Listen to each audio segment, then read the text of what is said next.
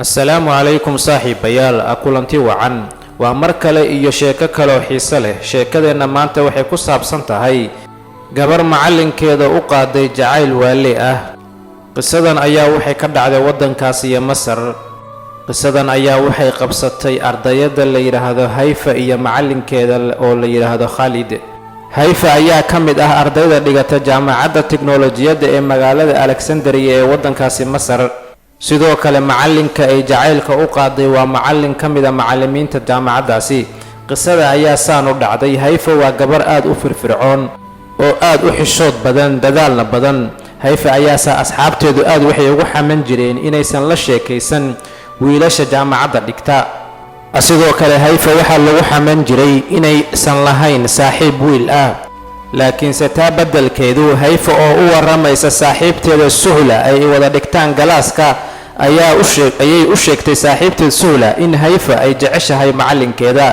saaxiibay waxaan aad u jeclahay macalinka noo dhiga maadada codingka ama C++ macalinkaas ayaan aad u jeclahay waan fiiriyaa badana maadadiisa xilli hore ayaan soo xaadiraa galaaskiisana badana waa ku dadaalaa inaan imaado ayay u sheegtay saaxiibteedii Hayfa oo aad u kaftamaysa ayaa tiri waan u jeedaa inaysan macquul ahayn macalinkan inuu i jeclaan doono laakiin aad ayaan u jeclahay saaxiibteyda Suhlay waxaan kuu sheegayaa arrintan inay adiga kaliya kugu ekaato ayay u sheegtay saaxiibteedii Hayfa sanadkii labaad ee galaaska ayay Hayfa kala kulantay macalinkeeda naxariis kadib markii ay ku dadaashay inay soo diyaariso homework-yada iyo waxyaabaha class activity-ga ee lagu sameeyo galaaska gudihiisa Hayfa ayaa sidoo kale macalinka marar qaar ku toori jirtay kaftano sidoo kale waxay ahaan jirtay ardayda ugu horeysa ee marka su'aal la weydiiyo farta taaga iyadoo qoslaysa dhanka macalinka oo la marayo sanadkii labaad ayaanba wax aan gelin wax dareen ah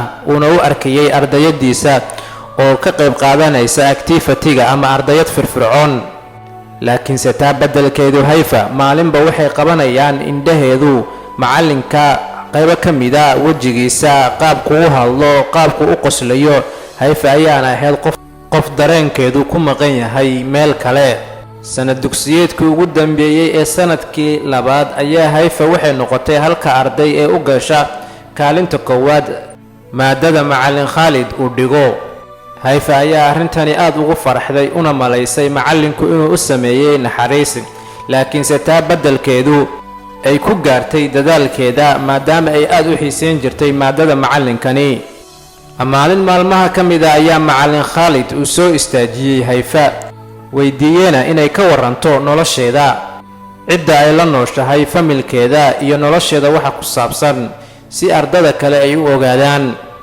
Hayfa oo jacayl xun hayay ayaa u malaysay macalinku inuu fursadan uga faa'iideysanayo inuu Hayfa weydiiyo nolosheeda waxna ka ogaado Hayfa oo faraxsan ayaa halkaasi ka hadashay kana sheegtay inay la nooshahay aabaheed hooyadeed iyo walaalaheed in ugu yartahay walaasheeda yar ee Aniza kadib Hayfa oo ahayd fursad gaad ayaa macalinka kaga yaabsatay sidani macalinkeena qaaliga ah ee Khalid waxaan ku naqaanaa muddo gaaraysa 3 sano waan ku naqaanaa adiga iyo wajigaaga iyo saad u egtahay ardayda galaaska waxay rajeynayaan ama rabaan inay wax ka ogaadaan noloshaada iyo familkaaga iyo inaad reer leedahay hal mar ayaa jawigii galaaska isbedelay dad ardaydii galaaska joogtayna aad u qosleen halkaasna uu ku sii cadaaday ardayda qaar shaki ay qabeen inay Hayfa jeceshahay macalinkeeda macalinka oo si xishood leh iyo yaab leh ayaa sidaan ku jawaabay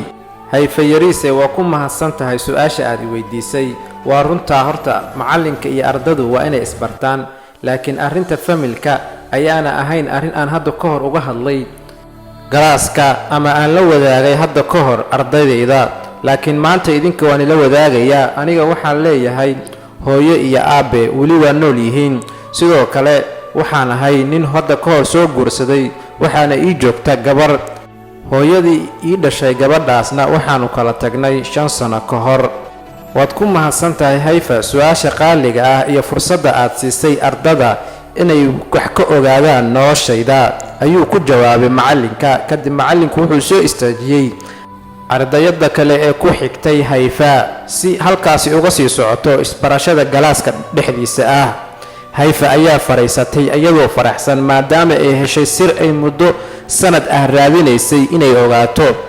hayfa waxay aad ugu faraxday macallinku inuu yahay single ama doob. dhanka kale macallinka ayaa waxaa galay shaki kadib markii uu aad uga warhayay macallinku eegmooyinkii hore ay soo eegi jirtay hayfa iyo su'aalihii hore ay weydiin jirtay iyo sidii ay maadadiisa ugu firfircooneed iyo su'aashan ku saabsan familkiisa ay isweydiisay hayfa. macallinka ayaa waxaa halkaasi ka soo galay shaki waxaanu macallinku isku diyaariyey inuu wax ka ogaado sheekadan inay hayfa ka tahay dhab iyo in sheekadani ay tahay sheeko ay soo qorshaysay ayna rabtay hayfa inay wax uga ogaato noloshiisa ama ay jeceshahay isaga. arrintu markay halkaasi marayso hayfa ayaa waxa ay dareentay in sanad dugsiyeedkii uu dhammaan rabo lana geli doono exaamadii macallimiintuna ay aad u mashquuli doonaan ardaydana markii ay dhammaystaan exaamka ama imtixaanka la fasixi doono. hayfa ayaa halkaasi waxaa soo galay walwal maadaama ay aad u jeceshahay ayna iskuulka maalin kasta u timaado inay aragto macallin Khaalid. hayfa ayaa go'aansatay inay macallinka waqtiyo dheeraad ka baxsan galaaska ah raadiso. hayfa ayaa u jeesatay dhankaas iyo meesha ay ku nastaan macallimiintu ayna ka raadisay macallin Khaalid. macallin Khaalid oo iska fadhiya beerta jaamacadda iskana nasanaya kula hadlaya telefoon ayay hayfa soo agmartay. macallin Khaalid wuu salaamay ayadana way salaantay teleefankiisa ayuu iska sii watay laakiin hayfa way ay xishootay oo way ay dhaaftay. waxa ay tagtay meel u dhow beerta waxa ayna nafteeda weydiisay maxay u baqaysaa muxuu la gargariirayaa wadnaheedu. waxay kaloo nafteeda iska tiri maan iska dhigo wax wadada dib ugu laabtay kadibna aan ka faa'iideysto jaaniskaas oon macallinka u tago oo waqti la qaato lana sheekaysto. hayfa ayaa gaartay go'aankaasi adag kadib dib ayay u soo laabatay iyadoo labada dhinac iska fiirinaysa kadibna waxay soo istaagtay halka uu macallinku taagnaa waxayna ku tiri waan ku salaamay macallinkaygii. macallin ma kaligaaba mise waa lagula joogaa? macallin Khaalid oo aad u yaaban ayaa ku yiri waa kaligay leelama joogo waxaana isku diyaarinayaa cabaar kadib inaan ku laabto galaaska. hayfa oo iska keenaysa qosol beenbeen ah uuna ku jiro xishood iyo naxdin aad u weyn ayaa macallinka ku tiri macallin waxa aan jeclaystay maadaama la gaaray sanad dugsiyeedkii ugu dambeeyay ee jaamacadda in aan ku guddoonsiiyo hadiyad.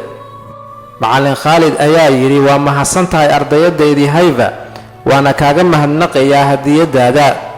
hayfa ayaa sheegtay inay hadiyadda siin doonto maalinta ugu dambaysa ee exaamka ama imtixaanka.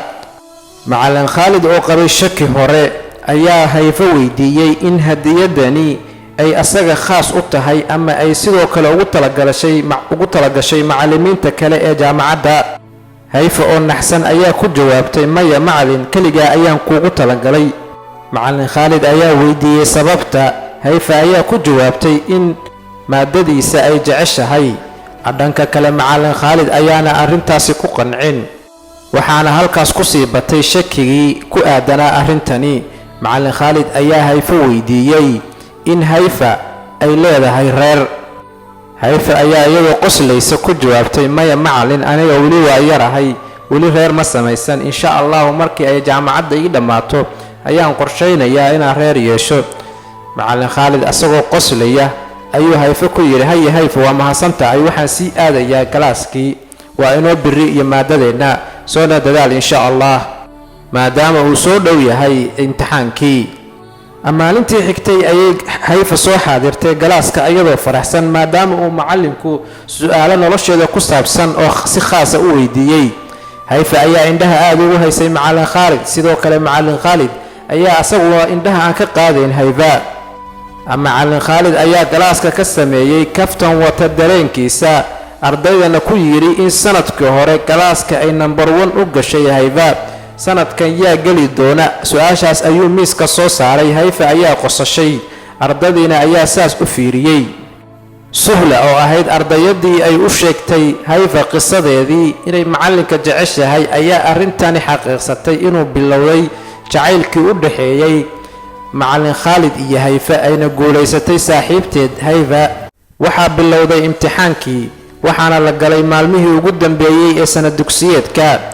imtixaankii markuu soo dhammaaday ayaa hayfa waxay siday ballanta ku qaaday waxay macallin Khaalid u keentay hadiyad qaali ah, saacad iyo barafuum qaali ah. macallin Khaalid oo faraxsan ayaa uga mahadceliyey hadiyadani hayfa, wuxuuna u sheegay inay tahay ardayad fiican oo ku dayasho mudan. kadib hadalkaas markii uu ku yidhi hayfa oo wakhtigu aad ciriiri ugu yahay, ogaatana in macallinkeedu mar dhow fasax aadi doono aysan arki karin.